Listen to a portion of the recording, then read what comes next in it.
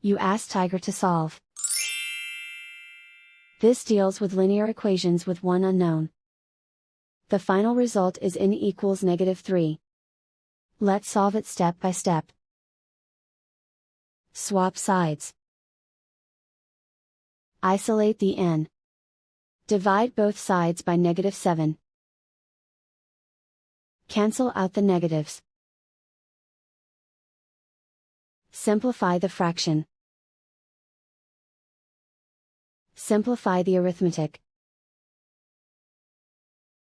Find the greatest common factor of the numerator and denominator.